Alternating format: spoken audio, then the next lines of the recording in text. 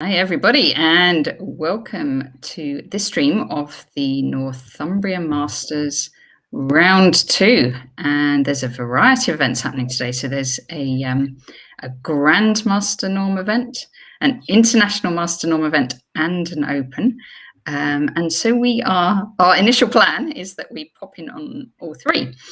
We are just going to be covering the first 2 hours of this round, and the reason for that is I have a plane to catch. I'm currently streaming for the first time from Berlin.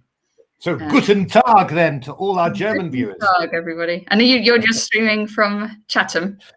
Just from Chatham, so hello. So Berlin and Chatham stream. Okay, anyway, enough chat about what we're up to. I will share Matthew's screen. There we go. And it starts. We are starting, I think, in the GM event, and this is we're starting with Matty Turner, or Peter Robertson rather, against Matty Turner. So let's have a look. We'll have a quick look at the openings. We'll see who the players are, and then afterwards we'll go on. This is an Italian game from Peter Robertson. Matty Turner's thinking a little bit. Maybe Peter hasn't played this much before. But obviously a very common opening, Bishop C5 being played, which is probably the most common move at the moment. Let's have a look at the next player. Says Conor Murphy against Callum Kilpatrick. Conor Murphy, a very strong Irish player. I played him. Yeah, one of my last over the board games in the 4NCL. I played him there, and it was a very tough game. I was I won in the end, bizarrely enough, but I was under pressure for most of it. Very strong player. I've lost to. He's just been studying at Cambridge, hasn't he? I think he's left there now. Yeah. I lost to Conor in Blitz as well. He's a strong player. I definitely feel so. That's going to be an interesting one. FIDE Master playing Callum Kilpatrick, another very strong player, experienced player from England. We've got David Eggleston. David Eggleston. So he's a Cheddleton player playing against Alexander Chernayev, Russian Grandmaster, who's been in England quite a bit, really, quite well known on the English circuit. We've got a Philidor here with a rather unusual move, 7A6 in actual fact. 7C6 is much more normal. So we'll see what David does there. We've got Matthew Wadsworth against Tamas Fodor. So Matthew Wadsworth, a Guildford guy, so one of my teammates in the 4NCL. Actually, we've really seen him develop. I think from the time that I started playing at Guildford, he was probably he was a junior rated about 2000, 2100, and he's turned into a very strong IM. And all the while studying at Cambridge and getting a degree and everything like that. So again, one of England's many talented juniors who might not pursue a career in professional chess, but just adding enormously to the general strength of the English game. So he's playing against Tamas Fodor, a Cheddleton player who we are well known on the English shores, plays a lot of games in England. Very solid player. Good player, 25-20 Grandmaster. So, going to be... Tamas we saw playing, we were commentating last week on the Wood Green Invitational, and Tamas was one of the players, like a few players actually in this field. Indeed. Tamas was one of the players there. Indeed. And Matthew's playing his favourite Reti. And Tamas has gone slightly sharp, going for the win of the C4 pawn. Now, there's been a lot of sharp games in this line, so going to be interesting to see how this goes. I think knight A3. We're following the sharpest theory at the moment, and then we've got the hero of the Wood Green Invitational, Ravi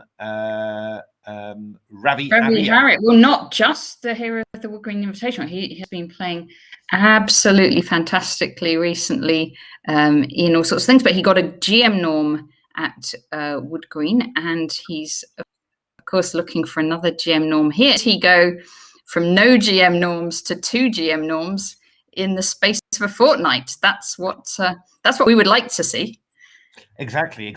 And he's playing Marcus Harvey who scored his final IM norm, I believe, at the Wood Green Invitational as well. Yes, so he's now a full IM. Indeed. So actually, looking What at score do they actually need? Do you know, Matthew? What score do they need to get the GM norm here? Oh, it's normally something like 7, isn't it, or 6.5 or 7? That's the normal score. Yeah, at Wood Green it was 7 out of 9, and it is a very similar field, so I'm imagining it's going to be 7 as well. Yeah, and it's a tough ask. I mean, really, you know, you get a bit blasé about it because you've got so many Grandmasters, but getting these norms is not easy. Yeah. You know? But we haven't had a Grandmaster that recently in England, have we? When was the last English Grandmaster? That's a very good question. I mean, it must be like 10 years or more, mustn't it? It's like really long. No, I could be completely forgetting someone. Is that really? We might be just forgetting someone, but I mean, it is true that the rate of Grandmasters, you know, has slowed down enormously. You know, I mean, we had a whole, you know, we had a whole generation really, you know, that really got all their Grandmaster titles pretty much at the same time. And then since then, yeah, I'm trying to think of the most recent Grandmaster. I'm kind of thinking Johnny Hawkins actually, but that can't be right. When did Johnny Hawkins get his? Again, I can't really remember. 2011, 2012. We must be. It really is 10 years. Yeah, there's somebody in the chat who knows this. It's a very good question in actual fact. So let's have a quick look at Ravi against Marcus, because this is a Petrov from Marcus, and Ravi playing d4. And this is a great line actually. This was the brainchild of Yakov Murray, a very creative player who I believe recently died actually, but a former second of Korchnoi, Grandmaster, incredibly creative. Yeah, not quite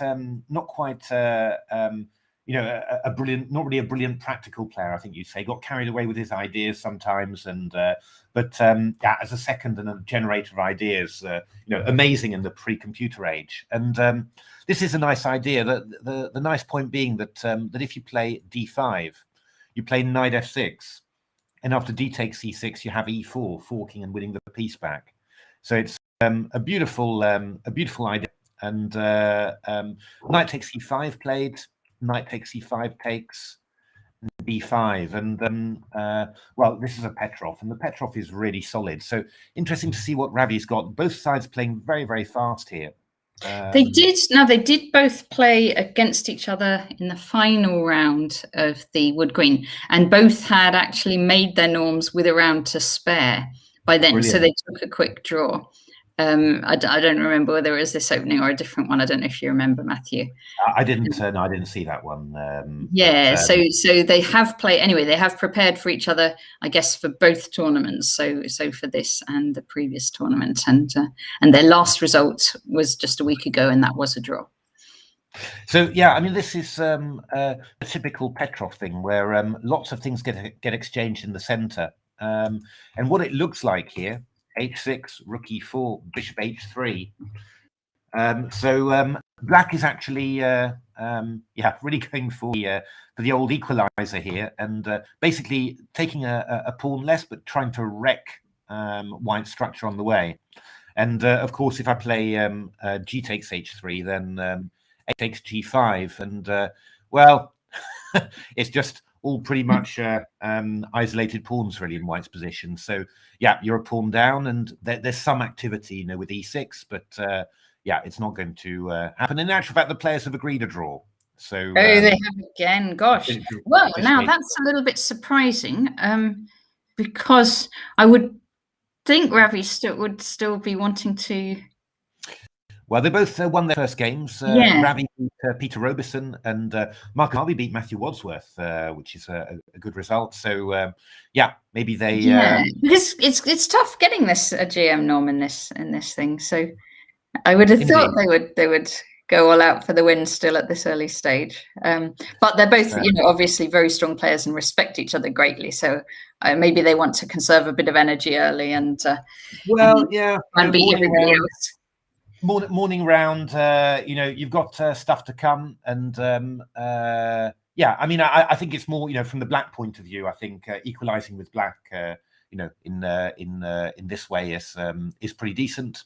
Oh yes, no, it's a good result for Marcus. With white, you could look at it, but I think morning round, plenty of rounds to go. These are the two informed players. Yeah, maybe just a tournament strategy here, playing a role. Let's have a look at Matthew Wadsworth against Tamas Fodor. So we were up to here, and these lines now are quite sharp now. Bishop e6, knight g5, bishop g4. There's been a lot of theory on this. I mean, the key point, and I can't actually remember the exact theory anymore now. But one of the key ideas that White has always got is to line up. Oh, actually, wait a minute. I should probably once again try and remove the computer analysis, because that's always annoying me. So I mean, we've always got this idea of coming with a knight on e5 and a knight on g5 targeting s7. And I mean, this is one big thing that Black's got to be very careful about. Of course, if it's basically, you mustn't go into this without analysis. The other idea that White has got, when this knight gets to e5, we get a number of extra ideas. Bishop takes c6 is one idea. With the idea of b takes c6, queen takes c6, and we've also got the push of the a pawn all the way up to a5 and a6. I mean, personally, I find this, really, it looks really risky to me as Black. I've never really wanted to do this, but it seems that the Black's surviving. And by the way, I think we even commentated on a game of Matthew Wadsworth in the British Online Championship. Some of his in the British Championship. So there was the British Online Championship from last year, not this year, I think, from last year. And I think he had a game in this. So I guess that Tamas is sort of seen that one. But knight takes c4 played. So we're going to see what Black does here. I mean, my knowledge is, I think, is bishop e2 and then bishop h5, bishop e2, knight e5, bishop h5, but I could be getting my move orders all confused. It's not a line I play as Black, and haven't looked at it for a while. So, but that's quite exciting anyway, and we're going to see what comes up there. All right, let's have a look. We're moving up. David Eggleston against Alexander Chernayev. So we said a6 was played, sort of hinting at. Pardon me, at b5, so a4 played, b6, bishop g5 and c6. And actually, we've got a weird move order. Normally Black plays c6, b6, a6, and Alexander's played a6, b6 and c6. But we're back into a pretty typical Philidor here. And this was actually an opening that was part of a book called A Complete Opening Repertoire for Black by Gerard Welling and Steve Giddens. And they recommended basically this structure against both d4 openings and e4 openings. So against d4, it was an old Indian, and against e4, it's the Philidor. And I think you could say, you could definitely do worse than have this as a general opening repertory, because very solid and quite interesting positions as well. So I mean, the key thing for really is, what is the center going to become? I mean, White can play d5 and then try and create a little hole on d5 for the pieces. That ends up looking more like it ends up looking, a bit like a Sicilian, basically, this one, with the c pawn exchange for the d pawn. We've got always the possibility of going d takes c5, and you just try for, I suppose you'd say, sort of a little dull advantage in a symmetrical pawn structure position. Or you can just leave it, and do stuff like this. And then at some stage, Black's going to try and play e takes d4. Not immediately. Let me maybe do something a little bit more convincing before I start doing this. H3, rook e8. Oh, I know, bishop h4. Let's just say some moves like that, and then Black can look to play something like here and c5 and get the line of the bishop and the rook, on this e4 pawn. But I mean, what I don't always like about these lines for Black is that there are quite a few tactical ideas. I mean, for example, there's always bishop f7 ideas, and whether they're dangerous or not, they're still causing you you still have to think about them at times, you know. So I do find these positions just a little bit difficult for black. You need some sort of precision in what you do, you know. But I think once you get Alex Chanayev, he plays a lot of chess in the London area, like I'd say like a similar amount to how much Keith Arkle or Mark Hebden play. You always see him. So if you turn up at a Golders Green quick play or you know, any of these London Rapid plays or any events, he's always there. He loves chess. It's another player that if you play a game against him, he'll be having postmortems with you for the rest of the day. He'll suddenly have thought of a new line and he'll come back and talk to you for like days afterwards.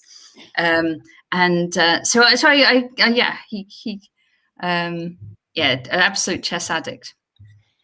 Indeed. And he's written his own books as well, hasn't he? Indeed, that's right. Yes, that's right. It's so we're going to see how that one comes up. Very nice opening. They were a little bit late. Ooh, we saw this one in the game. Freddie the Mate. This is a very familiar position. So this is from the two knights, isn't it? And with this line with Bishop G5. Should we do it from the beginning so everybody knows it? From the beginning. So this is a famous opening. I'm sure many players will have played this or faced it at the club level. I mean, the last game that we commented on was in this opening was Freddie Gordon, Freddie the Mate, very young English player, huge talent, against Michael Adams as black. Mickey, obviously, chess legend, of course. And Freddie was under huge pressure throughout the game, but held a draw against Michael, which was an incredible achievement. And funnily enough, also Natasha and I have also commentated on a game by AlphaZero. Stockfish against AlphaZero in this line. So quite intrigued to see what happens, because to be honest, it's looking pretty good for black, I think, really, you know. And this Stockfish AlphaZero game was amazing. And I mean, Mickey was better all the way through, you know, in the game as well. And he played a novelty. I've played this from the black side, and it doesn't always feel that way. It's like because the knight's out there on the edge, and you're pawn down. And so it's quite, it is all a sacrifice. And your plan is to get your two bishops really, really active for black, and then get your knight into play maybe by c5, knight c6. But still, it feels dangerous still. Yeah, I mean, in principle, black's position, it does look pretty bad, really, with a knight on a5 and a you know, an isolated pawn on c6. So it's just that, you know, this knight and this bishop, they're, well, certainly you see that especially at, you know, in this place, they're just a bit too far forward, really. And on the way back, it's going to cost tempi, you know. But I think it does certainly, you know, from the opening phase, it requires quite a bit of accuracy from black, you know, to get a good position. But I think, you know, that in principle, that the theory is looking quite pleasant for black. I mean, knight d5 is the main move here. And I think the best move, and then both Stockfish against AlphaZero and Freddie against Mickey. They both played knight f3. h4 has been played as well, but I don't know. And this is all also on a DVD by Owen Lamy. That's right. Yeah, he did a DVD on. Very good. Yeah. If you want to play this opening, that's a very interesting DVD to watch. Indeed. So so we're going to see. That's going to be an interesting one. Intrigued to see how that one develops. And then we've got, this is quite topical. So Peter Robertson against Matthew Turner. So c3, knight f6, and then d4.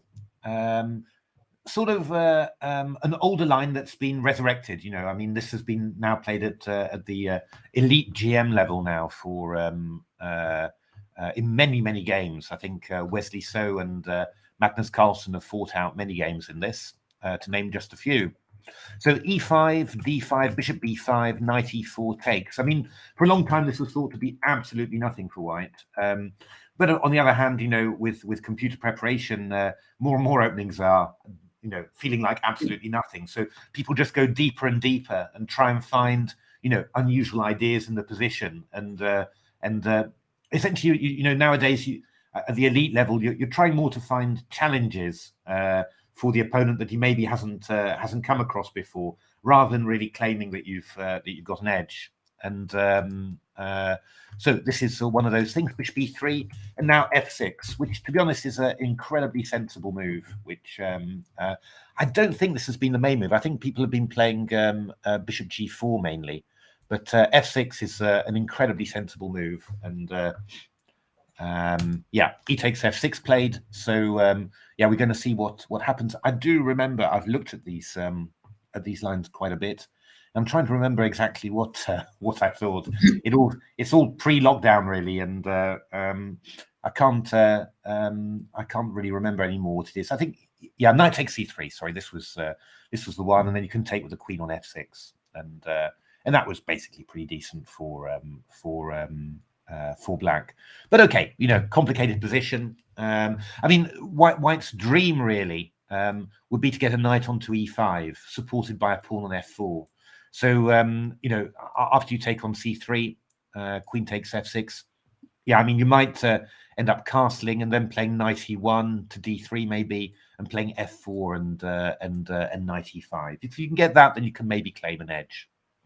So, so Matthew Turner, who's playing the black pieces here, he's quite a tricky grandmaster. I've played alongside him in the 4NCL for many years. He also is a chess teacher, so he's brought many English juniors into the game, being a sort of full-time chess teacher as well as a player.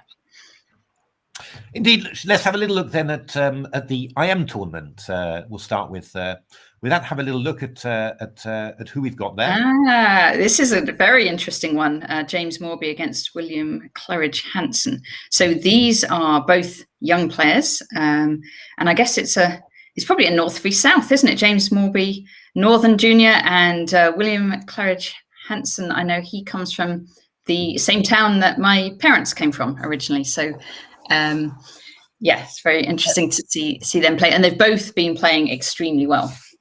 Yeah, I mean, it's looking at the tournament, it's a total mix, actually, isn't it? We've got James Morby against William Cleridge Hanson. We've got Roddy Mckay, IM. You know, yes. That he was an established IM when I was a junior. He must. How old's Roddy Mckay? He must be a senior player now. I think so. Yes, no, absolutely. Against Sadler, who I'm not familiar with as a player, actually. I'm not either. I looked it up before we start. So she's quite a young female player. Is it Slovenia, the flag? Slovenia, yes. Okay, Slovenia. Okay. So then we've got, again, Peter Large, a blast from the past, established IM when I was a junior on the... And he comes from my town now. He's an excellent player, isn't he? That's right. Playing against another senior player, Andrew Muir, IM. Andrew Muir, who is... Is he an actuary? I think he might be. I think he's an actuary. That's right. So I played him. I remember in a George Goodwin quick play, maybe 35 years ago or something like that. It's I remember the game because I played a rather nice sacrifice and won. Then Ian Goulet, I think another senior player. I hope I'm not. You're right. Yeah. Slandering him against Yichin Han, so very young player from Holland, but we've seen him playing in all sorts of English events. And yes, yeah. He was doing well in the online British this year, and I think he probably, if I remember right, I think he won the under-18s. Indeed, yeah. And then Harry Grieve, who we've seen many times on this on our channel, against Willow again. So two very strong junior players. So Harry Grieve, maybe most famous for winning the first COVID 24-hour checkmate. Yes. Checkmate COVID event. Checkmate COVID event, 24-hour marathon. He won it by, was it half a point from Danny Gormley? Ahead of Danny Gormley, who is also playing at this event.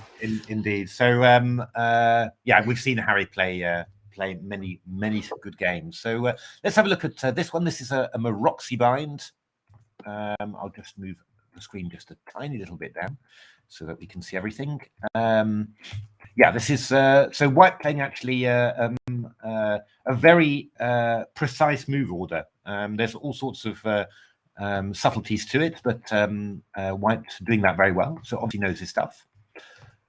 Bishop e2, d6, castles, bishop d7, h3. So this is there are two ways of playing this position with White, really. There's the approach with f3, which is what I tend to do, which is covering the g4 square and reinforcing the e4 pawn. It looks like a samish. That's why I do it. I like the samish for White. What White is doing here, playing with h3, is much more aggressive.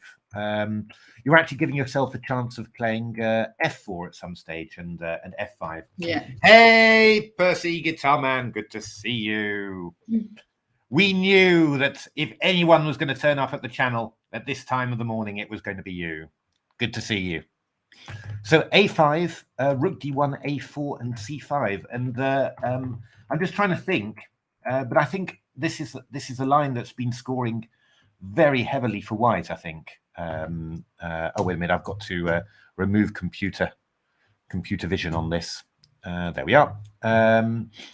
This has been scoring very heavily for White, I think. There's been some big, it surprised me, but I thought there were some big top-level games in this. So, well, it'll be interesting to see what Black's got planned here, because, yeah, I mean, the idea basically, it's quite unusual. I mean, you've got your Maroczy bind set up. Basically, you're just trying to give up that clamp on the center, but to create some weaknesses in the black pawn structure, you know, and it seems to work pretty well in general. So we're going to see how that one goes. Roddy Mckay against Sadler. Ooh, this has been well. This is obviously a family taxi service shortly, but here for now. Oh, okay, guitar man, no worries.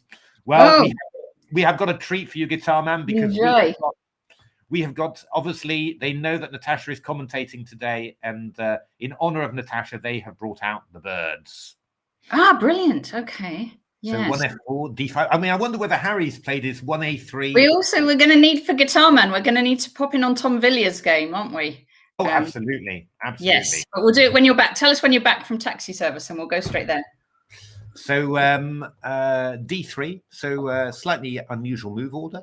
Knight f6, knight f3, g6, c3, bishop g7, queen c2. So this is not a standard take a Dutch Leningrad with an extra tempo birds.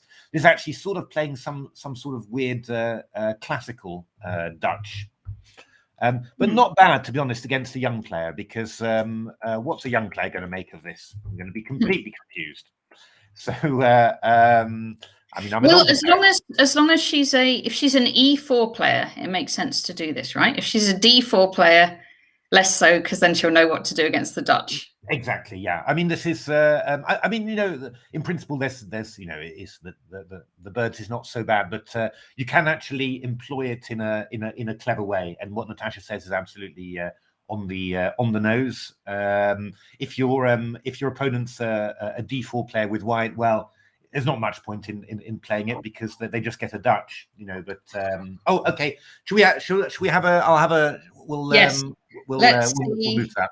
So this is quite interesting. Black's gone a6, b5, by the way, keeping the knight away from a3 and looking to play bishop b7. So pretty unusual. Let's have a look. Tom will be in the. Who is Savas Jack? Do you know that? Savas Jack? Who is that, Percy? Savas Jack. Well, let's look at Tom Villiers anyway. Where is Tom Villiers? Do we have Tom He Villiers? would be in the open section. Yeah, I'm looking in the open section. He definitely should be there, unless he's taken a VI this round. He's playing. Oh, good lord! I'm not sure the computer. Let's switch off the computer analysis, because that's not looking very. And let's have a look. So there we are, Tom Villiers. Let's have a look how that went. So Black against a strong player, Marianne Petrov from Bulgaria. So thanks very much, Percy. Yeah, I've caught up. So Tom playing bishop f5. Now Tom was we knew him as a wild hacker, but on his live chess page, he said that he was trying to go for a more positional style. So this has got. This is it. This is positional Tom. Indeed, with playing the Caracan, yeah, this has become a bit more popular line again. It was thought to be not very much at all for white, but yeah, again, it's one of those things that essentially lots of lines get neutralized, and then you have to start looking deeper into the middle game to see, which lines are maybe objectively equal but promising, and that's what players are doing.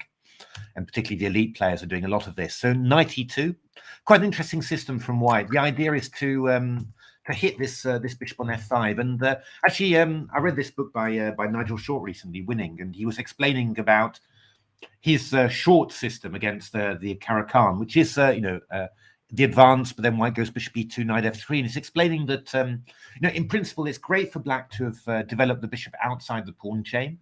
But it can also just be a target, and it does get in the way of the development of black's other pieces, particularly the knight on g8. So, and this is what white's trying to exploit like this. White's playing here f4, and hitting the knight, and now coming with f5. And if you went something like knight f5, then white will just go g4 and then f5, and this is pretty dangerous. I like this for white. I'm not sure Tom would like this kind of position for black. No, now I'm just wondering what would I do in this position? I would be. The problem is that I would actually h5 is the first thing that comes to mind, just to play h4 and to try and fight for these light squares. But you might get hit by an old knight ce4, hitting threatening knight d6 check. And then if this knight moves away, then you go f5. So pretty tricky. Tom went knight ed5 and f5. And then e takes f5, knight f5, takes. And this is looking pretty tough for Tom, I have to say. We've got some lovely pressure from white, against the light squares here. And, this is looking horrible, isn't it? Well, yeah, and I mean, black. But Tom, yeah, he'll find something. So now, how will he do it though? How will he get his counterplay? I don't know, to be honest, because well, it's going to be. We're going to have to hope that some tactics work out properly. Basically, I mean, casting kingside feels very worrying. I mean, the queen comes to g4. We've got all this stuff coming in. I don't think we want to do that. I'd be more looking at casting queenside, to be honest. Yeah. And but it's a bit tough, right? I mean, if I play something like queen f3, I'm hitting f7. The key thing is whether moves like g6 are working. Are you able to attack this rook and embarrass it so that but I mean, with white you could also just try a move like maybe queen f1, and after g6 you go rook f3, and you're going to come in with knight e4 and stuff. It's not pleasant. I think that's what he should do though, and what he will do is this castle queenside plan. Yes, no, I thought of that as well. Winning, drawing, losing. Winning, drawing, losing. Indeed, it's yeah. No, it's so okay. Tom got a tough game there, but I played g6 there, so yeah, that's possible as well. And we're going to see where white moves the rook back, but yeah. Already some pressure. Hanson Nigel Short, as he likes to be called on this channel. The Hanson, indeed. Yes, that's correct. That was his name label, wasn't it? Winning by Hanson Nigel Short. Let's have a look. Who else did we want to see from the? Who else did you want to see? Percy wanted to see. Is Tom or Rob or Savas Jakes? Who are those? Do you know? Rob. Who's Rob? Who's Rob? I'm trying to think. Could be Rob Wilmoth, maybe. Rob Wilmoth, maybe. Let's gamble on Rob Wilmoth, and then we'll see. So he's playing Klaus Mosnegutu from Romania. Do apologise for that. Rob Wilmoth it is. So playing a good old Catalan, Rob. C5. So this is something that was played by Anish Giri as black against Grishak in the recent candidates. Okay, yeah, Stoica, we've got that against Tom Villiers. Stoica, okay, we'll have a look. So quite an interesting line, this. Black's, this pawn on b4 stops the knight from developing on c3. Black's trying for some sort of a dark square central strategy. The only problem is that when you play this move c takes b4, it's a lot harder for you to put pressure on the white center. So white tends to be able to keep his pawn on d4 forever and just gradually squeeze get rid of the a3 pawn, and that's basically what happened against for Anish against Grishuk, and that kind of ruined his bid to reach the World Championship final, because he was it was Napo and Vasily Legrave and Geary basically fighting for the places, and Geary just fell away like that. But Rob playing a very early d5 there, which is quite unusual, quite interesting. I haven't seen that very often. Not illogical, I would say. E takes d5, also quite risky there. Again, maybe slightly unusual. Takes, castles, bishop g2. d6, queen d4, hitting the pawn on b4, a5, knight f3, rook e8, e3, bishop g4. In principle, I would say that it feels like Black's got a decent version of this. I mean, this having played d5 so early, this knight's going to come into c5. The bishop's probably going to come round to g6. Aim at those light squares. Feels like Black's got a decent position, but plenty to play for. Interesting opening. And then finally, who did Guitarman want to see? Stoica. Yeah. I'm trying to. I don't know who Stoica is. Stoica versus Tevillier. You know their real names, Percy? Are those? No. What does it mean? Yeah, sorry, I'm not quite sure who that is. So if you can give us a bit of a clue, if you like, you could we could do it through mime as well. Then we'll do that. Let's just have a quick look at the top board whilst we're looking. Tim Kett against Danny Gormally. E4, E5, knight F3, knight F6. Oh, Savas Stoica. Sorry. I thought it was some kind of secret code, but it's actually their names. I don't actually see them on the top 20. Are they maybe in the IM Nom tournament? No, it's in the open. About board 20. Okay. Board 20. I've got S. Modi against James Merriman. That's young Merriman. Yeah. I'm not sure, Gitam. Maybe. I wonder. Yeah, I think we only get the top boards though, because I think we may be just a little bit too low there, Percy. But if they pop up, if people get put on a little bit higher, then we'll have a look. So actually, a slight surprise to me from Danny playing the Petrov. Oh, Danny Gormally playing the Petrov. No, it's just I'm just really surprised because it's quite a solid opening, really. Bishop b4, knight takes e5, castles, bishop b2, rook e8, and Danny taking on e4, c3, bishop f8. So essentially just a pretty Petrov-y kind of opening where the e-pawns have been exchanged for each other. And, basically it's just pretty even, really. So we'll see what Danny can do with that. I'm just a bit surprised because normally he's a Sicilian player. But maybe the Petrov is what he's been... Surprise weapon. It's always good to have a surprise weapon, isn't it? Maybe that's what he's been working on all during the lockdown, preparing the Petrov. Yeah. Let's see Brandon Clark. Oh, Brandon Clark. On board 3. Oh, right. What have we got here? We got. I thought it was an Anakin, actually, but it turned out to be a Grunfeld. So White played a quiet system against the Grunfeld, popularized by 10 boards below James Merriman. Okay, sorry, Percy. Yeah, we haven't got that. Yeah. No, we only get. I guess only some of them are on the sort of automatic boards that can load them up. Yeah, first 22, I think we get. So this was played by I think this was played by Petrosyan against Botvinnik. I think this is how that famous game went, and and Botvinnik Petron swapped off into an ending and won. But oh my goodness me, we are actually in the East Kent system. Can you believe it? The East Kent system.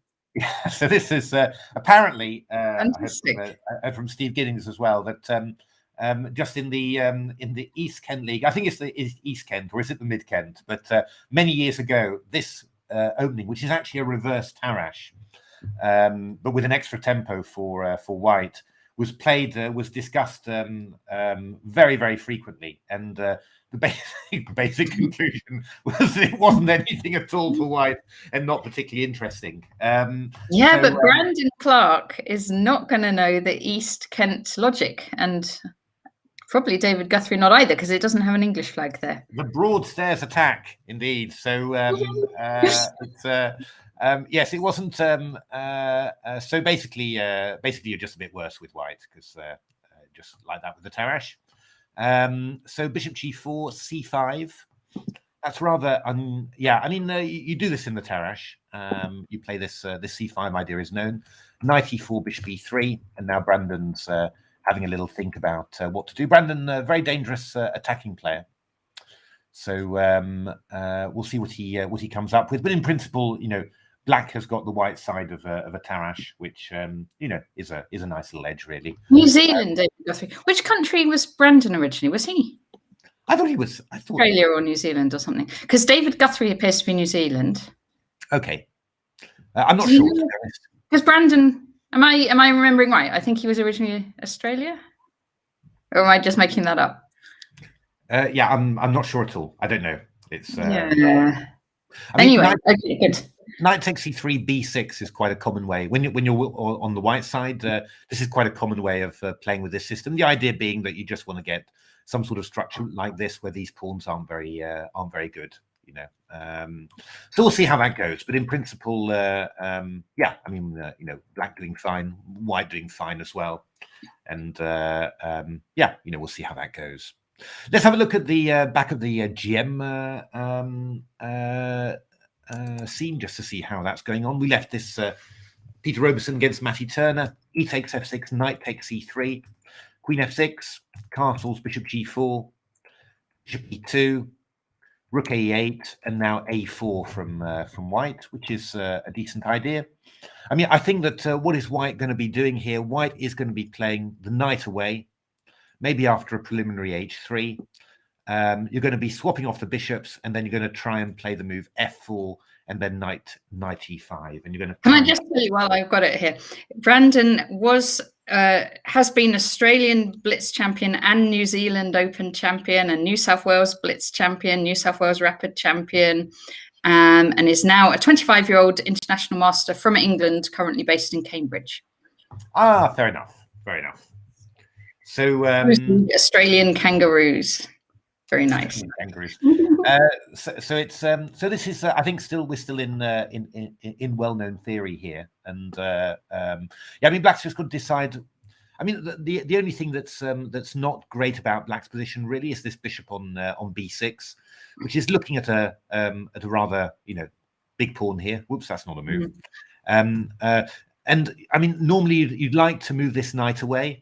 Maybe try and move it around here, but obviously if you do that now, then a5 happens. Yeah.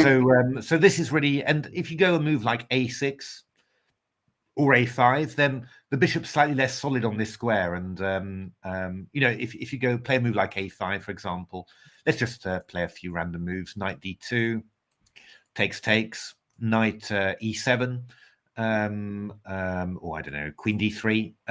Say you played a move like c6, then with the inclusion of a4, a5, then this bishop is rather annoying, and the b7 pawn behind it. So that's basically what you're playing with for white. You've got the c5 square that you've possibly got, and you've also got the this bishop.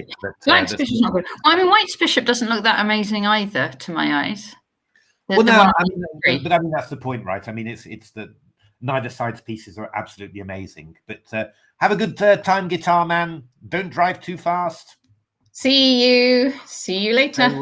So a4 played, and then queen d6. I mean, objectively, this position is is even, right? I mean, it's not we're not claiming any big advantages. Yeah. But we're saying that it's complicated and that there's you know, chances for both sides to get stuff right or to get stuff wrong. I mean, one idea for black could be to play, you know, after in this sort of position, to play the knight to a5, and then you play. So you're avoiding the pawn, and then you play 6 and bishop c7. But then the question is, can we make our board a bit bigger? I know we did that. We managed that before, didn't we? Well, I made it. I think it's yes. It's only a little bit bigger. We can make it. Yeah, it's getting to be. I mean, I don't think I can get rid of all this stuff on the right, unfortunately. So yeah, I think this is basically pretty much how because we're getting on this. This is as good as it gets, I'm afraid. Yeah.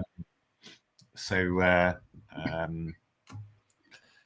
let's have a look. Conor Murphy. What's happening with Conor Murphy? We left it at bishop d3. Oh, knight d5 played. Ah, yes. Oh, bishop d6 castles. Ah, but this is quite interesting now, because what both AlphaZero did against Stockfish and Mickey Adams against Freddie the Mate Gordon was knight f4 now, and this is quite important. I get the feeling that black's maybe not quite familiar with this line, because he spent 17 minutes 3 and 9 here already. He's already quite a bit behind on time. The key point was to attack this bishop on d3 before you play rook e1, because now after castles, rook e1, if you played knight f4, we could probably just move the bishop back to f1. So yeah, so we're not going to be following those games anymore. I think after rook e1, maybe black's going to play rook e8 or something like that. But yeah, I'm not quite sure what it's going to do. Knight c3 maybe. And bishop g4 played from black after another 5-minute thing. So well, we're going to see how that goes. Okay, so this is different. This is very different from how the others have played it. How can white take advantage? I suppose you don't need to do anything immediately, right? It's just that black isn't getting enough for the pawn. Yeah, I'm not quite sure. I'm trying to think. I've got in my head that you can play h3, bishop h5. Whoops. My mouse, and bishop f5 in this position, and then play bishop g4 at some stage if you need to get rid of the pin, and then you're going to go d4 and break open like that. That's what's in my head, but I could be getting it completely mixed up with everything else. I mean, black's idea, if you don't do anything, is to play f5, a very quick f5, and then e4. So you've definitely got to do something about it. Yeah. I mean. Actually, I think have I even seen this played as well? Takes an f5, threatening an immediate e4. Oh, but wait a minute. Isn't this known? This is familiar. Yes, this is familiar to me as well. We've maybe even looked at it. We've maybe even commentated on the game together. Yeah. Or just in prep. Yeah. I think but this is probably reasonably well known. I can check the theory if we're particularly keen. Yeah, I mean, this is I think we're still very much in the realms of opening theory here, and and still well, plenty of stuff. Yeah, bishop f5 with a bishop, because you got bishop e6 check, haven't you? If you need to, and then. Yeah, that's right. I seem to remember that there was some sort of line where White's sacrificing his queen for lots of material. You know, with a bishop e6 takes d5 and then takes on f3, and but I could maybe piece it together with a bit more time. But yeah, let's just say that we're still in opening theory, and it's still very sharp indeed. Yes, it's funny, isn't it, with this one, because you kind of think. Like both players have to be quite confident to go down that line, that they know their theory. Exactly. We've actually got another draw here with Matthew Wadsworth against Thomas Fodor. I'm actually wondering whether this was maybe known, because the players played it very fast. Yeah. So bishop takes c2 was played, knight e5, hitting f7. Bishop h5, rook e1. h6, knight e4. So I mean, White's a pawn down, but plenty of play. E6 takes on f6 was played, g takes f6, and now a big sacrifice, knight takes c6. So b takes c6, bishop takes c6 check. Hi Ocelot, good morning. Hey Ocelot, queen f5. Ooh, hitting the bishop on h5. nice move. Okay, what about bishop g6? Then we do rook e6. Rook e6. Quite spectacular, this. I'm sure this is a computer line. Bishop e7, queen takes f6. Oh, gosh. So multiple pins here. Bishop here, rook there. Rook g8 played. Rook e1. So black's got it's 3 pawns to the piece, but 2 bishops, obviously, and white's pawn structure is not fantastic there. So queen f4, rook c8 played, and then a draw by repetition. At least white's got pawns, though. Indeed, check, check, check, and a draw by repetition there. I'm pretty sure this has been played before, and just a computer variation. So well played, both players. I think a recovery for his first game. So and Tamas has he won his first game, and then a solid draw as black is pretty good. Yeah. So because it is a pretty tough schedule, given that they have all been playing last week as well. I do understand. This game simply it's how it turns out. Black gives white the challenge, and white hasn't got anything specific more than the known variations against it. So but I think they're playing 2 games in a day, right? So I think they're playing around this afternoon as well. So right. It's not from a tournament strategy point of view, not a bad choice. So queen d2 is a slightly unusual move. Normally that queen ends up going to e2, so quite an interesting one there. King h8 from Alexander. I'm maybe slightly surprised with that one. I'm not quite sure why that was necessary straight away. h3 played. It's because he's going to do the knight g8 strategy, isn't he? He might well be, but it's a little bit... Of course he is. He must have been watching our channel, and he knows that's the way you have to play. Well, okay. I mean, it's been played. And bishop b3. Yeah, so black's now got to think what he wants to do. I mean, queen c7 is a very normal move.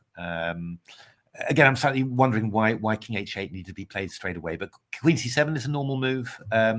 When white goes bishop b3 like this, at some stage b5 also becomes an idea. I mean, what you've got to watch out for now with always with white in these lines is the move knight h4 to f5. That can be quite dangerous as well. So I mean, black could play knight g8 here. That's possible, but I mean, the plan of f5 is not really. I mean, there's light squared weaknesses everywhere with this bishop on b7. So I don't think that's what you're going for. It's not really.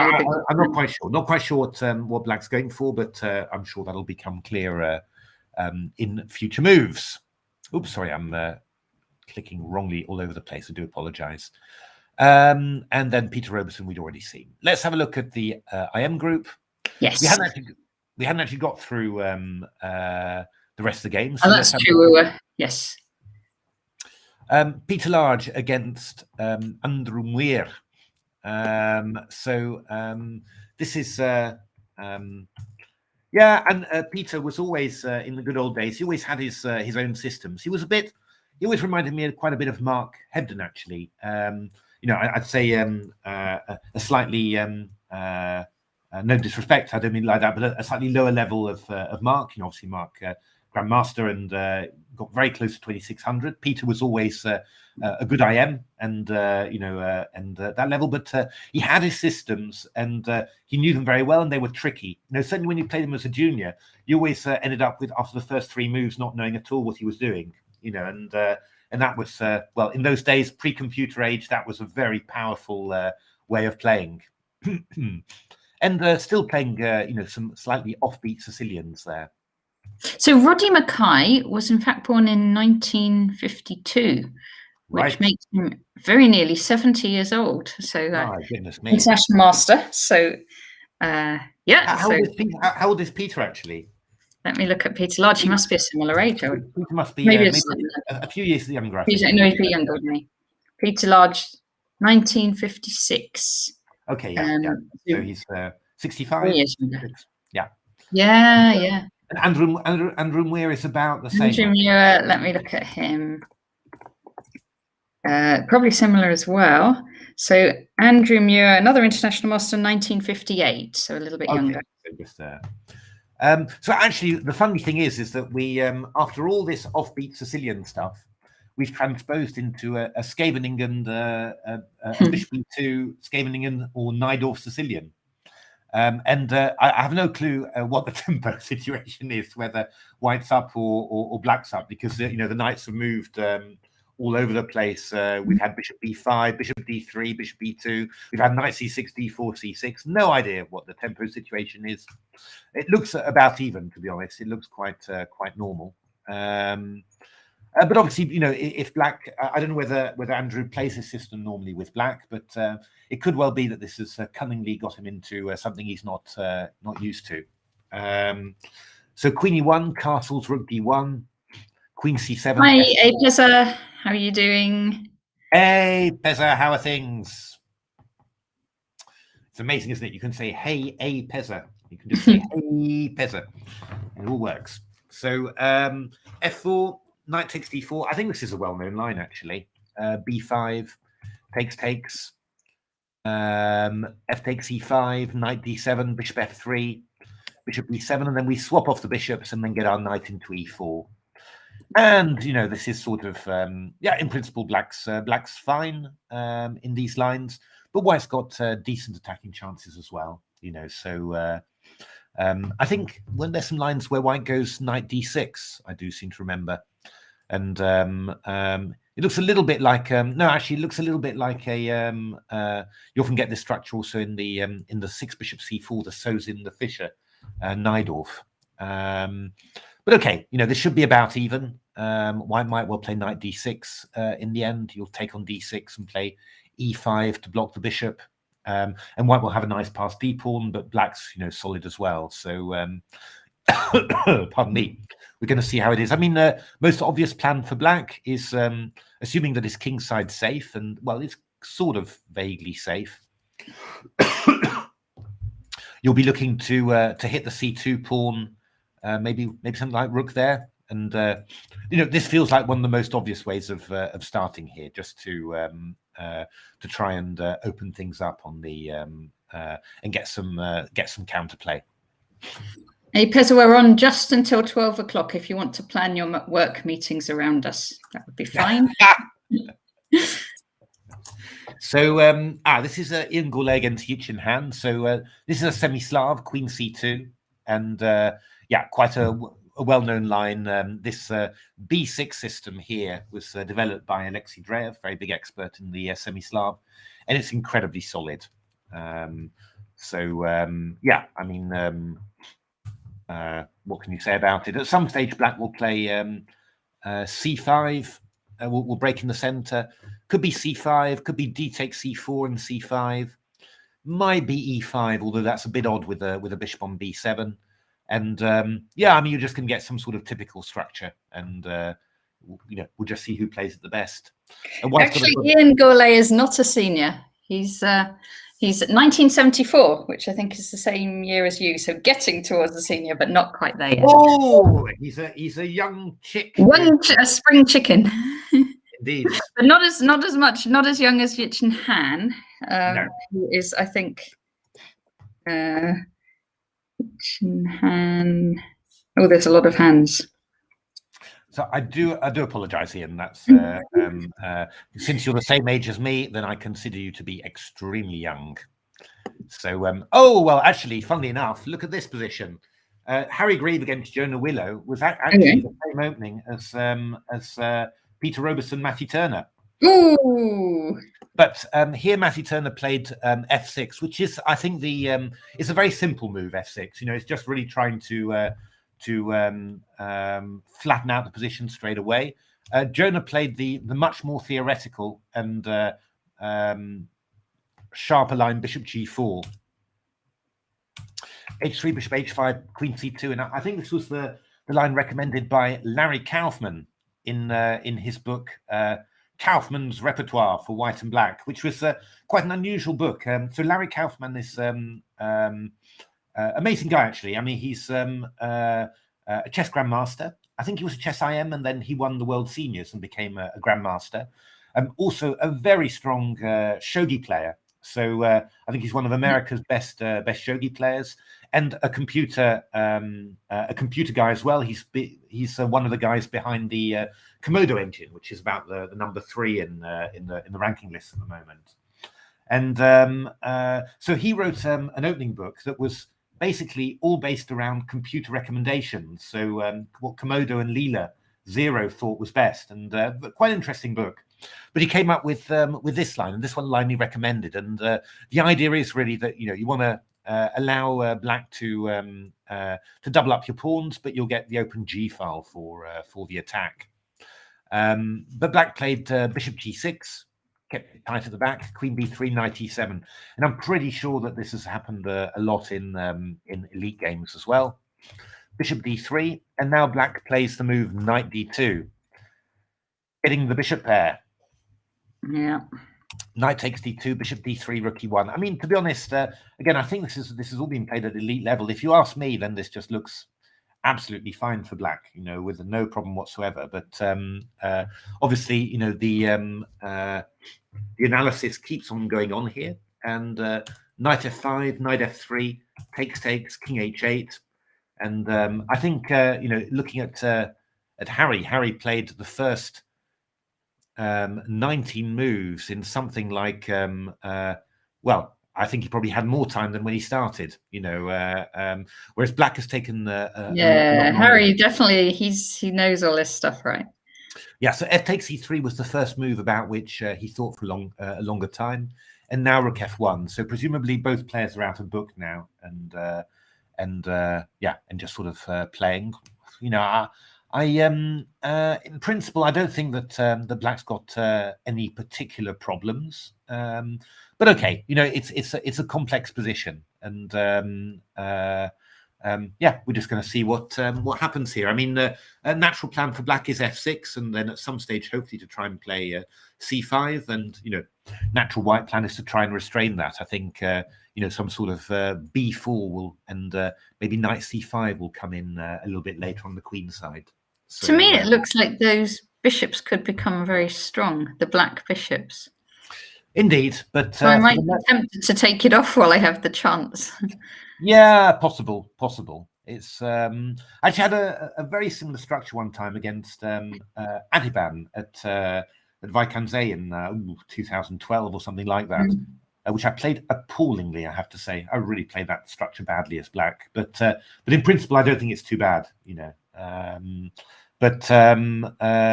yeah, we'll have to see. I mean, I do prefer the bishops, but I think at the moment the knights are have quite a few decent possibilities. So black's going to have to absorb that play. All right, we've gone through the GM tournament. Let's go back to the. Did we see William Cleridge Hanson? Did we see that recently? That was the IM. I don't think we did. You're right. See the top game there. Oops, sorry. James Morby. Clicking wrongly. So we saw it after Queen A5, choppy, and white's gone for a very simple plan here. Takes, and knight D5. Should be a small edge, I suppose, for white. You've got the D5 square and a slightly weak D6 pawn to attack. Black's got a reason. I mean, there's not that much really behind that pawn. They're sort of blocked by that pawn, really. Black doesn't really need to spend any particular time defending it. So black's got the two bishops, a few open files for the rooks. Should be fine, I think. And can also try and do something on the queen side. So black should be completely fine, I think, as well here. But white quite solid and entrenched. So you sort of say that odds on for a draw, really, this position. But we'll see how that goes. White now are definitely out of book here, and black, probably black out of book as well. Black thought quite a long time about Queen A5, but yeah, this is not such a bad position. But black thinking here for 16 minutes actually. So maybe thinking about whether to take the knight on d5 or whether to try something. I guess maybe yeah. I mean, if you go bishop back to here, then we might get knight e7. So yeah, you could consider queen d8 because after takes, this bishop is attacking the pawn on e4, so you're going to have some pressure there. So I think black sort of trying to work out what he likes really. You could also play a move like bishop d8 and then try and develop the bishop later, but that's maybe a little bit awkward. So yeah, just need to spend a bit of time here to work that out. Bishop e5 played, which is quite unusual. Oh gosh, can we go f4? Yeah, I mean, this is kind of one idea, but I'm guessing that maybe you're just looking for b takes c6 there, and then you're just going to claim that, yeah, if you take on c6, then somehow I'll attack here. F4 would be a very aggressive way to play. The point is, of course, that you've loosened yourself up, and I think that's what black's claiming. What I was thinking was if the bishop moves, we've got knight e7, and then we take on d6 potentially. Yeah, I mean, you've got a couple of ideas here. I mean, you could conceivably. I'm just wondering about this one. The idea being the rook d5, I've got queen b6 check. And then maybe even queen takes b2 after, just to deal with that. But it might well be that after here you can play here. I was just trying to think, do I have some sort of cunning checks? Well, I mean, you could take on a2, I suppose. Oh gosh! If you go ed, and then I go bishop b3, which is kind of that could be it. Yeah. But well, we've got queen d2, queen c, queen a7 check. Sorry, that's the one. We keep the queen dependent on a7, so that would be decent. And well, if you play rook takes d6, then I go queen takes e5. So yeah, this might be the idea. If you can't do e takes d6, it's less exciting, isn't it? For yeah, white? That's right. Yeah, no, that's not. That doesn't seem to be working. No. So so yeah, maybe bishop e5 is a very accurate way of playing, actually. Yeah, that does look quite accurate. And then, black can play rook e8, and then after move the bishop back, and black should be fine. It's a very good move, I think, actually. Okay. Shall I have a little look at the open, see what... Yes. Happening with Danny. Oh, well, look at Tim Kett. May well have played quite a quiet opening, but he's gone queenside. Which is not silly because black's played this move h6, so we've got a little bit of a hook there. So I mean, g4 to g5 is going to be yes, a little bit annoying. It's quite interesting, actually. I mean, if I just go rook g1, I suppose what you've got to watch out for with white, kind of, is black playing a move like queen f6, because then that stops you from going g4. So that's kind of the. Maybe go g4. Oh, we can't just give it up. Well, can we just give it up?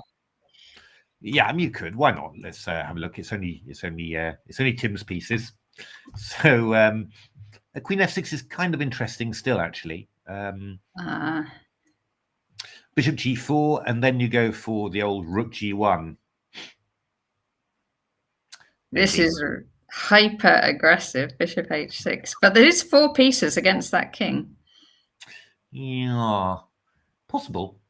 I mean, I could throw in a good old bishop f4 here, take some bishop d1, queen d1, and then yeah, the question is how what's that compensation looking like? Which I don't know. I don't know, to be honest. I'm completely confused. I mean, I'd imagine that the black's doing quite well after a move like queen f6, but so it's the exchange we've given up, isn't it? It's the exchange we've given up. Not completely sure how the attack continues, really. Yeah, we'd prefer if our king was a bit more out of the way, wouldn't we? That might help. But I mean, This is the problem. I played so much Bullet and Blitz. In Bullet and Blitz, you don't blink an eye really. You just sort of do this. But I'm not sure in the long game whether this is strictly objectively good. I'm not 100% sure. Actually, what you could do, you could also play the Rook DG1. Come to think of it, takes here rather, because after I go Bishop F4 check takes. You're not actually attacking my queen, so I could actually keep on going with the old Bishop H6 or whatever. Yeah. So that's also possible, but then I get moves like Bishop E4 with a little block like that, and it's not clear whether I've really got enough. I mean, something like Rook here, King H8 is probably not a proper attack, I would have thought. So not sure about G4, and yeah, Rook G1 will probably go Queen F6, and that just stops G4. So Danny Gormali, of course, is another player that was originally from Kent, although he's now a Northern player. Indeed, the Kent Junior Mafia. Yes. Which I am a part. Yes, I remember playing him in a county match, like when he was I hadn't heard of him at all, and I can't remember. He's much younger. He was not much younger. He was a bit younger than me, I can't now remember if it's a draw or he won, but anyway, I think he probably won, and I was just surprised. Who is this Daniel Gormali that I'd never heard of? And then he became really, really strong and a Grandmaster. But how old was he? When was he a Grandmaster? That would be ages ago again, wouldn't it?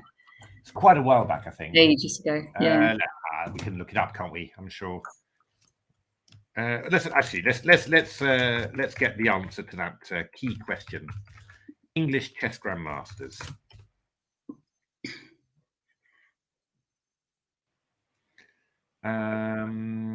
English chess grandmasters. Apeza thinks the attack looks dangerous-ish. So he's not completely convinced. I've got English chess players. Let's having a look. Jonathan Hawkins. Who did Grandmaster 2014? Johnny Hawkins. Okay. So that's Stuart Haslinger, maybe. Stuart, 7 years ago, 2014. Stuart Haslinger.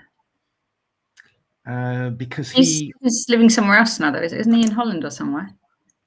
I'm not sure anymore, to be honest. No, no, Grandmaster 2007, all that while back. So he went. Okay, so come on. Ravi Harrier and Marcus Harvey and others. Have a look. Nick Pert was a Grandmaster in 2001. That's obvious. Trying to think who was the last English Grandmaster. I think it could be Johnny Hawkins. Yeah, 2014 sounds convincing somehow. Yes. So come on, Ravi. We want a new one. We want a fresh one. What's new? So it's no. I'm clicking through all the players I can think of, and I mean players like the only ones I think probably Johnny Hawkins was our last one, 2014. Okay. So yeah. All right, time to make some more. To make some more. So this is Marianne Petrov against Tom Villiers. So Tom is trying to keep it tight at the back. He's castle queenside and having some problems with that F7 pawn. Oh, actually, isn't that F7 pawn just totally lost? Actually, because we're just threatening rook takes F7 here, and there's also a little E6 check. So I mean, if you go Queen E6, we've got Rook F7, Rook F7, Rook F7, and if Queen E6, then E6 check. So I fear very much that that pawn on F7 is completely lost. I can't think of a way to hold it. No, I don't think so. I'm looking at moving the king, but it doesn't help because there's too many pieces attacking it. Yeah, I think the bishop that doesn't help. Yeah, I think this is a very difficult position for black here. I think this is almost gone, I think. So hard luck, Tom. Oh, Keith, we haven't looked at Keith yet. Keith, we need to look at, yes. Not is is it? Oh. Playing against AP Smith. Okay. Who is this the AP Smith we know? Yes, AP Smith. Yeah. He's got an Irish flag. I hadn't realised. I think nonetheless. I think it's our same one. Okay. It's I won't look at all the Smiths because there'll be too many in it. Oh no, he's called Andrew, so that'll be near the top of the list. All right, I will look up some Smiths. So yeah, no, do apologise. It's just that there's an AP Smith that we've I've played many times in weekend tournaments and known for years, but I hadn't realised that he played under the Irish flag. If that's but it might be a different Andrew Smith. You never know. Let's see how many APs. There's 353 Smiths, but. So anyway, this is a sort of a slightly weird Benoni where you go knight f3, e6, and white doesn't go c4 but plays knight c3, which I think is unusual for Keith. I think Keith normally plays c4 here, but Keith's broadened out his repertoire quite a bit during the lockdown. Actually, playing all this blitz mostly for the. Oh my God! No, it's oh no, I don't know because there's an Andrew P.E. Smith for England, but his rating's way too low, 1510, and then 2144 for Ireland. So I think it is the one. It's the one we know. Okay, fantastic. So yeah, often playing for the English team in the Quarantine League. So by the way, do think of playing for the ECF team on for the Quarantine League. It's a great event. We're now in Bundesliga. We're now in League 2. Yes, so we qualified. And Matthew and I've been doing commentaries on quite a lot of them. It's Indeed. Every Thursday and Sunday night, and they alternate between either 5+0, 3+2, and 3+0, and it's an arena format, so you can kind of pop in and out if you want to. Indeed, and I was very proud of myself. I'm just going to say that because it was a 3+2 event, and I berserked all my games and very good. Yes. That was very and we it was incredible because we were I think when I joined we were in 7th place or something, and then we were gradually creeping up, and then in the final 10 seconds we moved from 3rd to 2nd and qualified. So and actually Division 2 is the highest we've ever been, and like with so it goes Division 1, Division 2. There's just one league, isn't it? Division 2, and then Division 3 has 3 leagues. So we're right at the top now. So the next one is Sunday night, 7 p.m. Make sure you are there. It's going to be very strong. It'll be strong. Indeed. Yeah. So and hopefully we might get Keith back for that. You never know. That would be lovely. But even if we don't, we've got a good bunch of strong players. So Giganto Bear was in there again, berserking a lot and scoring a lot of points towards the end. So and Stambad was very good, another hero. So no, it was very, very good. Wilsonia was there, and David Wilson, and all the normal suspects. So it was excellent. So Bishop C4, D6, castles. E6, Queen D3. So I mean, this isn't a huge amount for white, but it's a square, the D5 square, and the pawn on D6 to attack. So basically quite pleasant for white. And Keith's just going to go Rook D1 and then line up on the D pawn, and Black's got to try and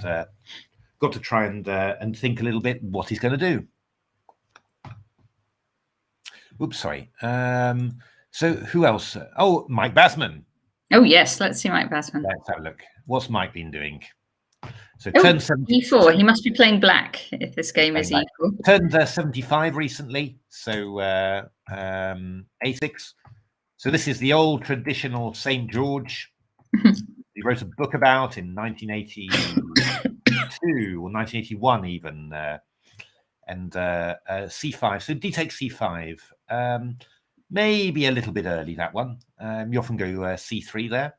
Bishop C5, castles, Bishop B7, Queen E2, Queen C7. And this early capture on the c5, this gives black the opportunity to basically delay the development of his knight on g8, and that's the guy that always gets hit by a pawn on e5.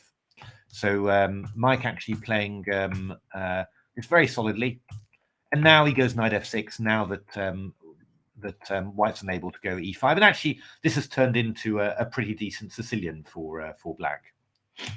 H3, it wouldn't be Mike. I mean, you could easily consider just castling and having a good position. Mike is obviously going for g5, which is actually, to be honest, is not a bad idea at all in this position, because you've got this hook of the pawn on h3 here. Whoops, sorry. The hook of the pawn on h3 to attack. So it's going to be quite dangerous. And he likes doing this with his h and g pawn. Oh, he always does it. So cb5. So Mike was originally Armenian.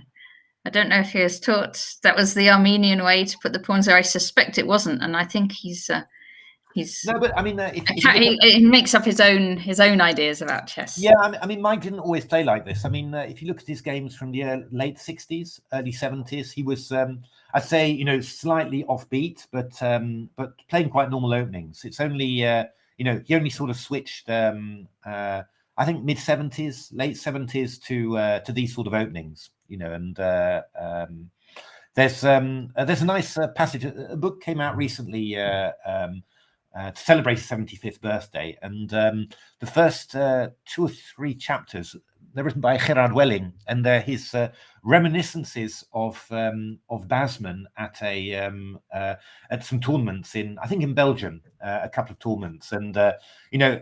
It's a beautiful description of that, with you know, the amazement, horror, annoyance that he caused with all his openings and all his ideas, you know, and he was you know, he's a very strong player, Mike was, and he was I think, you know, winning those tournaments, but playing all his bizarre stuff, and a very nice description of that in those books.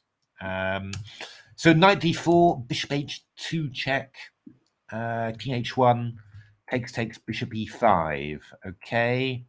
And yeah, White now having a little think. I mean, the basic point, I suppose, is that if bishop e5 will go queen e5, and then if you take on b5, I might be able to take on e4. Might. Looks like you can. Yeah, probably. I'm just a bit worried about. I'm worried about various. Yeah, about various things. D7 tricks. Well, yeah. I mean, if I go rook e1.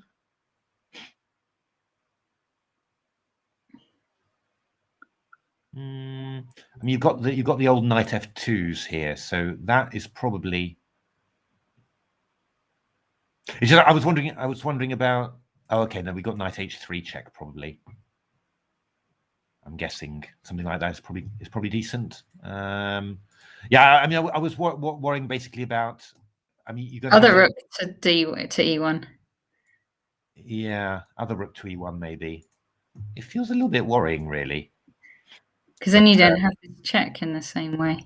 Yeah, I mean, I'm trying knight e4 and then. No, you do check, because you can take. I know you don't. You don't. Not 100% sure about it. I mean, something like f5, we go knight e4, you know, and bishop e4, I go f3, and queen e4, I've got queen h5 check now. So I'm wondering a little bit about it, whether that's possible or not. I mean, maybe you don't need to take on e4. Maybe you just go something like g4, maybe. And if hg, you go h5, for example. You know, that's a completely possible thing to do. And just you know, claim that this king is not well placed, which I think is probably a pretty good claim, really. So you know, that's possible. So we'll see. But in principle, I would expect black to be doing decently here. I mean, maybe it would be nicer if you'd just gone castles quietly, and you know, and then you could actually just you know, get a pawn back or whatever. But yeah, should still be fine. Let's have a look at Paul Dargan's game. He was saw him play quite a lot in the British Championships. Where is he? There he is, board 21, playing against another of our regulars, Kevin Winter. Oh, there we are. Ooh, so what?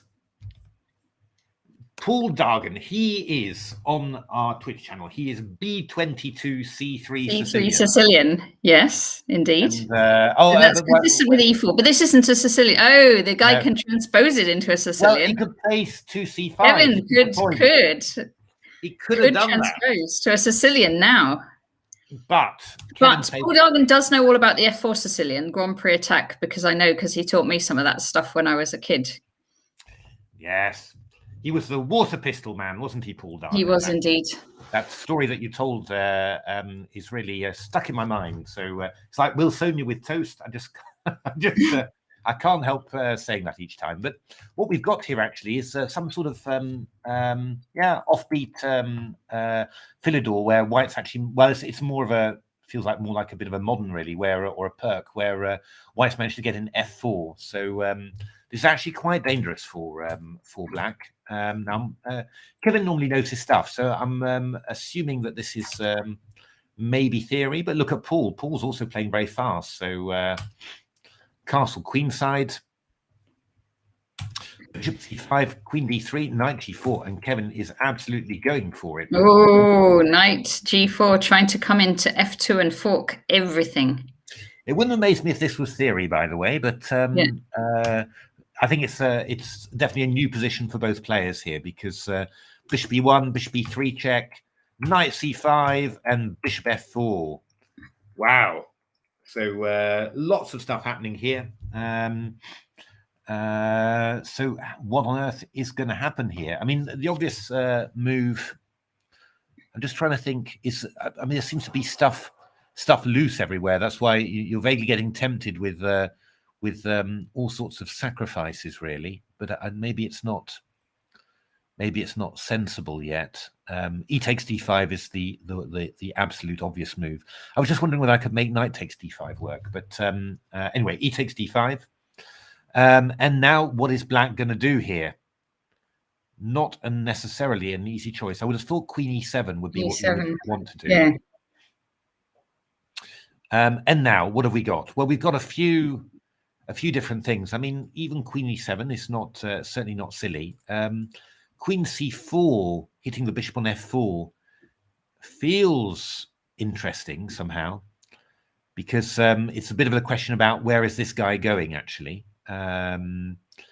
What else could be possible here? D takes C6 could be interesting. I mean, it's freeing D5, so that might actually could actually be quite interesting as well. What else have we got? I mean, D6, doesn't really. I think you're probably going to be fine there. I think you kind of want the position to be open here, don't you? So I would have thought either D takes C6 or Queen C4. That feels like the natural way to do it. And what have we got? What have we got after? Well, this bishop is attacked. This knight's attacked as well. So the natural move, if you're going to say what would I expect to do, maybe from the start would be this one. But it's a little bit nerve-wracking, this, because we've got moves like we can throw in moves like Bishop H4, for example, attacking the deflecting that queen, attacking that little queen. Queen E7 has been played, and then what are you going to do? Are you going to play F6? But then I might well do something like D takes C6, and then we're blocking you from we're blocking you from castling kingside, and then we're going to get a rook E1 in or something. Or well, actually, why not even after Bishop H4? Whoops. What am I talking about? After F6, we could play rook E1 first of all, which might be quite worrying. So I am actually a bit worried about Queen C4. I'm trying to think, how on earth would you get out? Would you play this best, actually?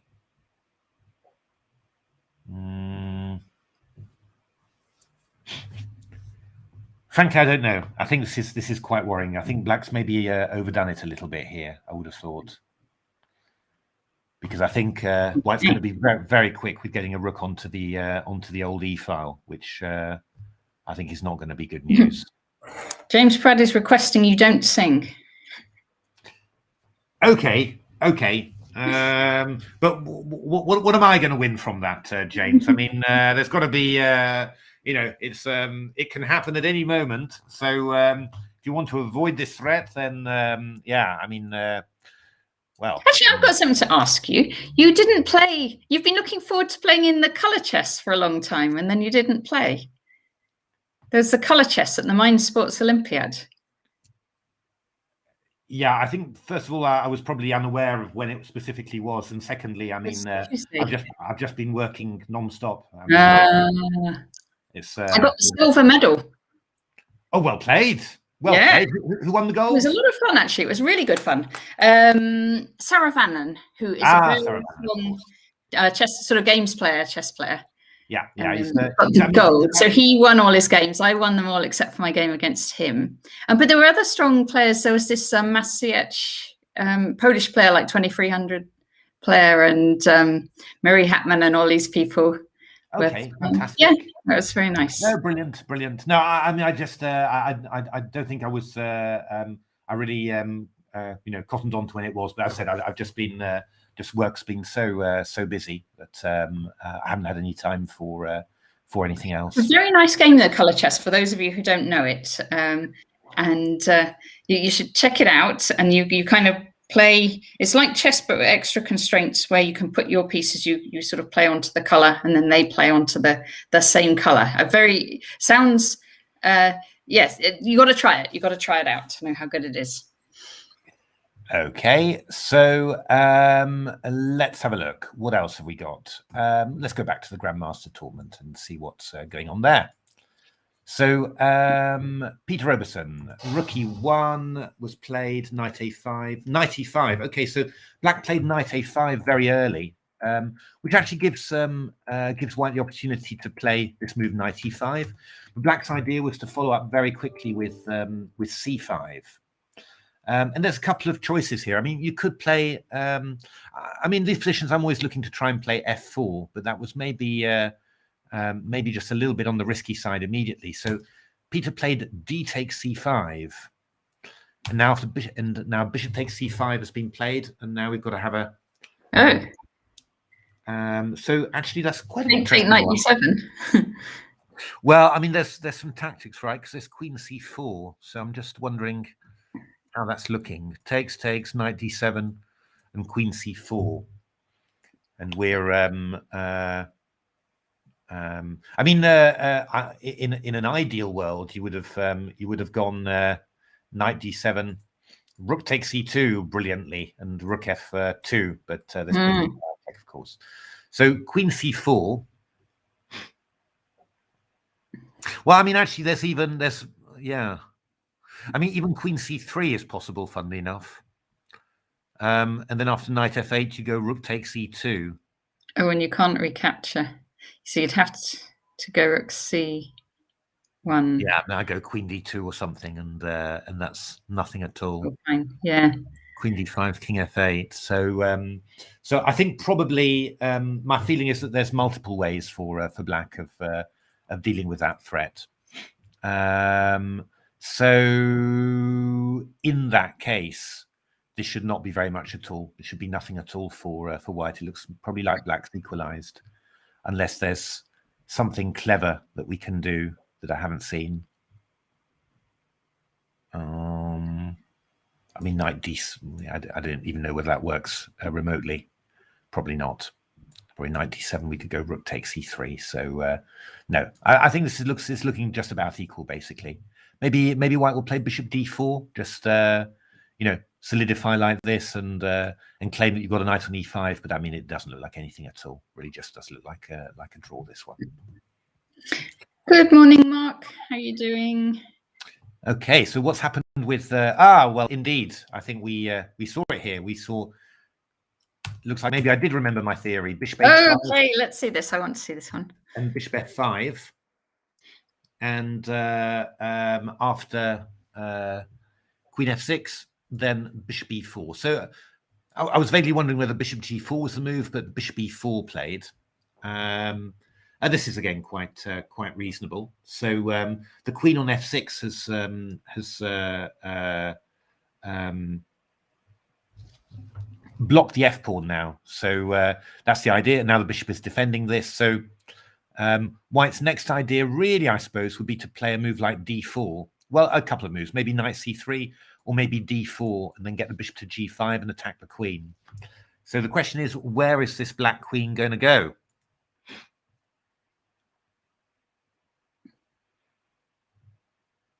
That's a good question. I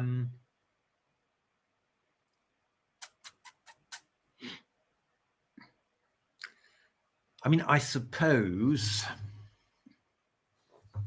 no, that's not that obvious. I mean, I suppose one idea could be to go rook e8 simply. I'm not sure whether to play the other one. I mean, I kind of feel like the idea of going rook e8 is I want to go queen d8 and then f5. You know, that's the idea. So I want to keep my rook here. Yeah. The idea would be if d4, I would take on here probably, and then you know if queen d4, I can go bishop f3 here. Takes gf, f5, picking up the. Well, I'm claiming I'm picking that one up. There's this cunning move, bishop d2, but okay, I'll go f takes d4. It should be fine. So rook e8. So d4, e takes d4 looks quite decent. And if bishop g5, I'll go bishop f3. You know, and that should be fine. So this is pretty good for black then. So rook e8 has been played actually. Yeah. So yeah. Okay. Knight c3 then would maybe be the most obvious move. And then we're going to see what is black going to do here. And we've got a couple of ideas. I mean, we could just go queen d8. And we just say, fair enough, go ahead, make my day. Because what I was actually wondering about here was to meet knight d5 with f5. And I'm not at all sure. I'm not at all sure how White deals with that, to be honest.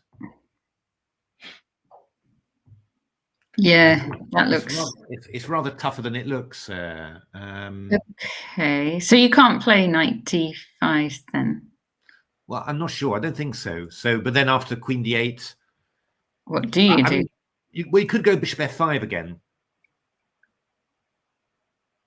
with the idea of meeting queen f6 with knight e4, maybe.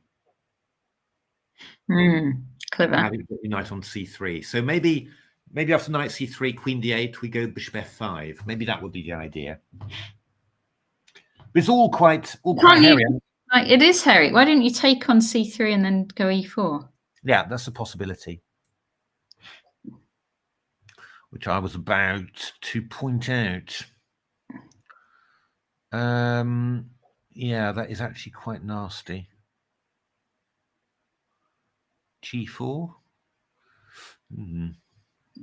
Not to be recommended, really. Could take back with the b pawn, I suppose, on c3. That would be possible, but it's a bit. Well, maybe it's possible. But I mean, at some stage you just go g6, don't you? Really, and then you go e4, and then you just if takes, you'll take there and just say, okay, that's my structure. But I've got quite a bit of play as well. Don't know, not sure. Interesting rook e8. I'm sure this is still still theory. You know, I mean, okay, that's the. But I don't. I guess the players are out of their theory by now. Yeah, I think the players are out of their theory. I mean, you could play a move like d3, and then if queen d8, then we could play g4. You know, that's possible. But you do start to wonder about moves like f5, for example. Bishop d5 takes, and then go e4. You know, it's not 100% clear, really. You know, all this stuff. But okay, maybe White's got a good way to deal with it, and yeah, certainly if you know if you're seeing this position for the first time, it's a little bit scary. Bishop g6 maybe, but then we could maybe go knight c3 and be solid. Possible. Very complicated, very interesting. So and probably quite a big decision for White here, I think, in this position. Then we've got David Eggleston against Chernayev. Queen E8 was played. Ooh. Maybe was black aiming to go bishop d8 c7? That is a known plan, although rather wonky. Knight h4 g6, knight f3, knight h5, bishop h6, knight g7, rook d1, bishop c8, knight g5, knight f6. I don't have a very good feeling about black's position, I have to say. I mean, isn't f4 getting to the rather strong stage? Yeah. I don't know. I mean, this feels, this is starting to feel really, really very dangerous for black. So, yeah. Okay, Paul. Thanks very much. Yeah, this is getting really dangerous. So I don't really like very much what black's been doing there. So okay, Alexander's a good defender. So, but I think he's going to need a little bit of defense there just to do that. So knight e7 after in the game Morby, Cleridge, Hanson after yes, okay, 28 minute thing, king g7. I think this one's heading, to be honest, either to equality or maybe to a slight little edge for black. I think maybe the bishop. Are you still not keen on f4 as a move? Oh, f4. We're gonna I mean, I'll go this queen b6 takes b2. I think that's just the thing. And, no, I don't think that black's really got too many problems in principle. So you just take on c6 instead of f4. Maybe but I think that's always going to be fine for black somehow. Let's check in on Peter Wells. Peter Wells. Yes. Right. So a London system. D6, knight c3, knight c6. So Peter spending quite a bit of time right from the start there. d5, e5. Bishop g5, knight b8, e4. In principle, that hasn't worked out too badly for white. It's like a bit of a slightly passive perk for black. So h4. That was actually just it might have been inspired by AlphaZero, but it was more because black was actually threatened to play knight takes d5 and bishop g5. So h4, knight bd7, f3, c6, queen d2, and now c takes d5, and then white's got to decide what to take back with. Would have thought e takes d5 would be the natural move. Yeah, we've got some sort of Najdorf Sicilian-ish type of position, basically. Maybe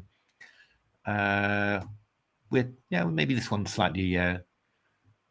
Just trying to think what's the position looks a little bit odd. I'm just trying to think. Well, probably the bishop on g5 is the slightly odd one, but g4 to g5 is going to be quite a dangerous plan. So yeah, pretty sharp position actually, quite interesting.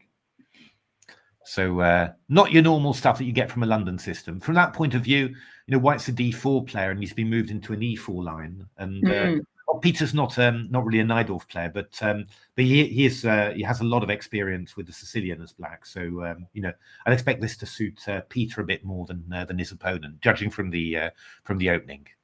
So let's have a look. Who else have we got? We've got Meet-a-lot on the lowest board, I think. Peter Finn, there we are. Peter Finn, checkmate a lot. Ooh, checkmate a lot, living up to his name here. A fresh opening and f4 to f5 is coming in. So black played this move c4 is incredibly early from black. Normally you try and keep the pressure on the d4 pawn, and checkmate a lot went for it straight away with f5. So queen b6, queen d2. Pawn on b2 is being offered, but probably feels somewhat poisoned. Though I'm not 100% sure that it's... you might be able to get away with it, but you're going to be wasting a lot of time there. So bishop e7 played, bishop e2, castles. Black decides not to look at the pawn and go queen a5, maybe looking for a b5 to b4 later. And queen e1 played, and now e takes f5 from black. So checkmate lost, sacrificed a pawn. and now we're going to have to see what the follow-up is. I'm not quite sure. Maybe knight h4 is going to be the follow-up. That is a possible idea, just to attack the f5 pawn. And if g6, well, to be honest, even this looks quite this looks quite interesting. It's quite dangerous. This, queen g3, rook f1 coming in. This looks really good. Yeah, it's certainly fun for white, anyway. I mean, that doesn't look silly at all. Any other ideas that we've got? Well, I mean, you could even look at moves like bishop d2 and just say, it's a very tenuous protection of the queen on d5. So, there could conceivably be some ideas there. Yeah, I don't know. Yeah, I mean, you could just go and play a move like queen g3 first of all, and then think of sacking later, or play knight g5 moves. It's a nice attacking position for white in general, So interesting there for a checkmate a lot. Let's have a look again. Who else have we got? Chris Fegan against Peter Sauray. Peter Sauray, a senior player. And Chris Fegan too. Chris Fegan too, indeed. Battle of the senior players here. Knight d4 played. Yeah, white can probably take back with the knight on d4, and it's going to be a slight edge for black. I think really these pawns are quite ugly, but not a disaster yet by any means. Maybe here, bishop h3. Maybe afterwards. Then we're going to play rook c8, rook e8, target these pawns. Quite dangerous pleasant for black, I think. Let's have a look. We're going to go back. So a knight f3 played by David Eggleton. So he didn't go for it yet. Knight d7 played and queen e3, but yeah, still quite an unpleasant position for black in principle. Pressure against e5 is awkward. Yeah, these bishops are just rather annoying here, and yeah, white's got plenty of stuff that he could do. Could consider doubling up on the d file actually, and just looking eventually to open it up. So, and this b6 pawn's a bit sensitive as well. So, still quite an uncomfortable position for black. How are okay, yeah, let's see these ones. Yeah, just Peter Robertson. What did he do? He went bishop c5, queen takes c5, rook b1. So and here black can yeah, black wants to probably wants to do something about the threat of rook b5. If black takes on c3, is Matt's plan to go rook e3 and swing it, or just take on d5? And yeah. So I mean, a6 is the blitz move. The natural move that you would blitz out when you see a move like rook b1. Question is whether you could do more. Yeah, I got intrigued with knight b3 simply because it's possible. You can go here, rook takes e5, and then queen f2 and queen f1. But oh gosh, it's not a serious move. I was trying to desperately find a way that it could be useful in any other line, but probably not at all. Yeah, I mean, rook b5 is a threat, but you could meet it with queen c3. I mean, you could play a move like king h8. You've got to watch out for knight f7 check ideas afterwards. So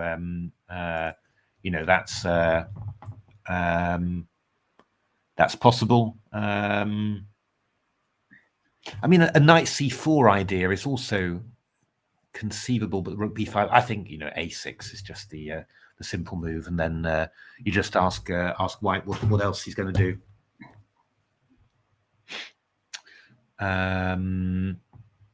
Yeah, again. That is. Wait a minute. What? Yeah, rook e5. Okay, let's move.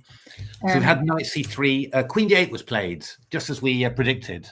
So yeah, this could be quite dangerous for white now. I think d3 was better than this, but this is knight d5 f5 is what we're expecting here.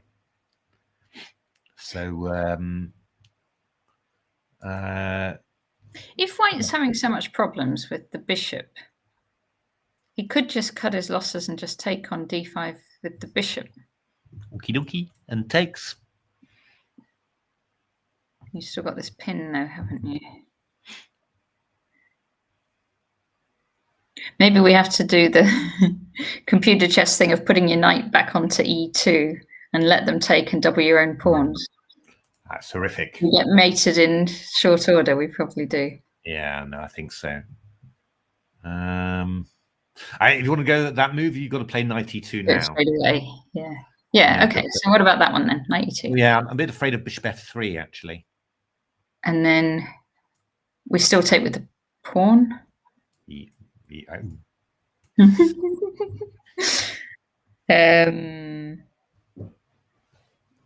Well, I suppose you have to go king g2 then. Yeah, this is a bit X-rated, really. Yeah.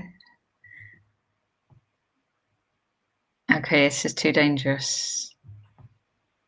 Not. This is quite awkward, really. I mean, maybe we need to go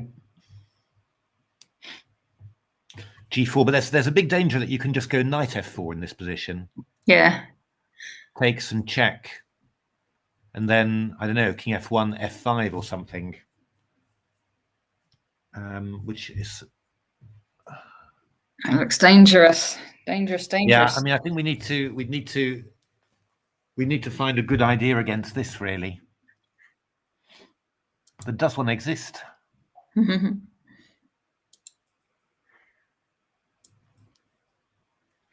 I don't know. I almost sort of doubt it, actually. I think this is really dangerous.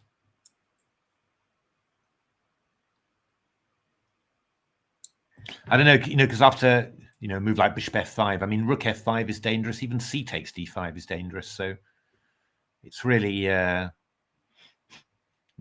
I think White's in a bit of trouble here unless he's got, he finds a really clever resource that will that will save him.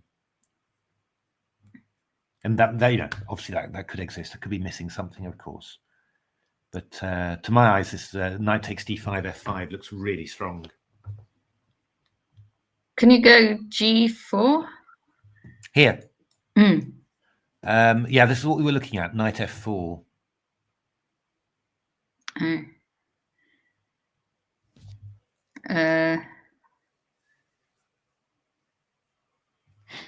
h2 maybe. King h2. Okay, I'll go f5 then.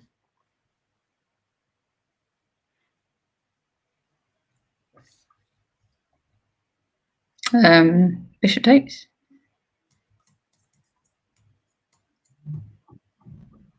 Pawn takes something. Pawn takes rook, let's say.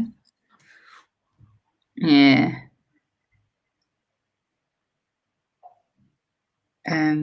Yeah, now we've got to worry about discover check, so we'd have to take with the knight. Yeah, well, I think this is just winning. Yeah. Okay, too dangerous. Yeah, no, I don't know. I'm a bit worried for White here. I think this is a really strong resource, and I think probably I imagine White missed that one. Knight takes d5. That you don't, because I mean, if you could, even this is risky, right? But you're slowing down the attack, and maybe you get to do something like this, But I think this knight takes d5, f5 just looks really. It looks killing to me. So yeah, don't know. We'll see. We'll see whether I might be missing something as well. But it looks very dangerous. What about James Morby against William Cleridge Hanson? How's that one? So king g7, knight takes c6, bc6, queen c6, rook fc8, queen b5. Yeah, rook c2 would be a very obvious place to start here. I don't